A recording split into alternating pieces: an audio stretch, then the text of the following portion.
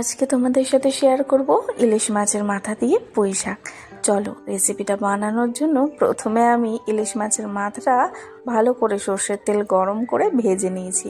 তার আগে তো অবশ্যই নুন হলুদ আর তেল দিয়ে কিন্তু মাখিয়ে নিয়েছিলাম। এবার এটাকে একটু কড়া মতো ভাজিনি, খুব বেশি হালকা ভেজেছি। সবজির মধ্যে নিয়েছি ওই তো পুঁই শাকের ডাঁটা, আর আছে এই সময় না আমি কাঁঠালের বীজ পেয়েছি, তো কাঁঠালের বীজ, কুমড়ো, বেগুন, পটল, ঝিঙে, আরও যদি বেশি সবজি পাও তো আরও বেশি সবজি, একটু রাঙালু পেলে রাঙালুও দিতে পারো। তো আমি এখানে রাঙালু পাইনি, যেগুলো হাতের সামনে পেয়েছি সেগুলো দিয়েছি, আলুও দিয়েছিলাম। এবার কড়াইতে সর্ষের তেল ভালো করে গরম করে নিয়ে তাতে 5 ফোড়ন আর তেজপাতা দিয়েছিলাম।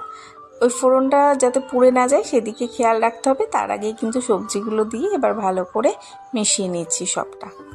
পরে ঢাকনাটা খুলে একটু সেদ্ধ হয়ে আসলে দিয়ে দিচ্ছি নুন, হলুদ আর জিরে গুঁড়ো।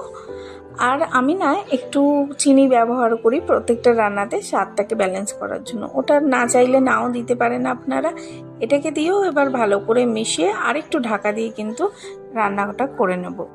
তোমরা কারা কারা এরকম পুঁই শাক চচ্চড়ি খেতে পছন্দ করো আমাকে কিন্তু কমেন্ট করে জানিও। আমি তো ভীষণ পছন্দ করি, আর তাতে যদি ইলিশ মাছের মাথা হয় তো একদম সোনায় সোহাগা।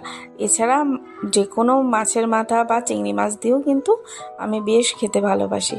এবার দেখো প্রত্যেকটা সবজি মোটামুটি ভাজা ভাজা হয়ে গেছে, ঠিক সেই সময় ঝিঙে আর বেগুনটা দিচ্ছি। ঝিঙে আর বেগুনটা প্রথমে দিলেই তো একদম গলে যেত, আর দিয়ে দিচ্ছি একটু আদা, মানে জাস্ট কুড়ে দিয়ে দিয়েছি। তারপরে এই পাতাটা দিয়ে ঢেকে নিয়েছি। ঢেকে এবার পুরো রান্নাটা করে নেব।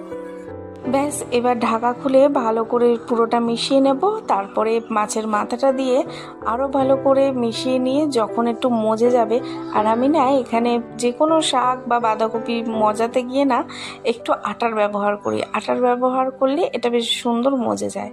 ব্যাস, তারপরে নামানোর আগে একদম শেষ পর্যায়ে একটু গরম মশলা আর ঘি দিয়ে নামিয়ে নিলেই তৈরি চট জলদি একটা পুঁই শাক রেসিপি। রেসিপিটা কেমন লাগলো কমেন্ট করে জানিও।